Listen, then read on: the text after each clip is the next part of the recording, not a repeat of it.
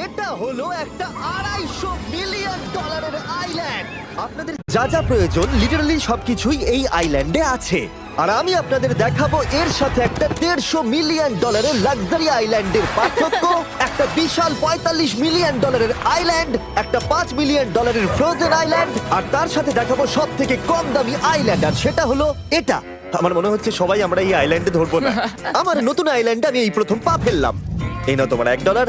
Thank you sir. এটা আমাকে দেওয়ার জন্য ধন্যবাদ। এটা এখন আপনার হল। চলো দেখা যাক এখানে কি আছে। আমি প্রথমে যেটা বলবো এটা আমার ভাবনার থেকে অনেকটা বেশি ছোট। যখন তুমি $1 দেবে তখন একটা ইটের স্তূপ পাবে, একটা পুরনো আমি টয়লেট, বাথরুম খুঁজে পেয়ে আর গেছি। অনেকগুলো কাঠের পোল পাবে। এখানে তো চারিদিকে অনেক পোল রয়েছে। এগুলোকে আসলে পাইলেন্সি চলো বলা হয়। এগুলোর বোর্ড বানিয়ে এখান থেকে আর যাই। যেরকমটা তোমরা দেখছো এখানে আসলে কিছুই নেই, তাই আমি এখন এটাকে উড়িয়ে দেবো। কিন্তু পরে আমরা এই ভিডিওতে যাব একটা $150 মিলিয়ন আইল্যান্ডে আর একটা $250 মিলিয়ন সুপার আইল্যান্ডে। কিন্তু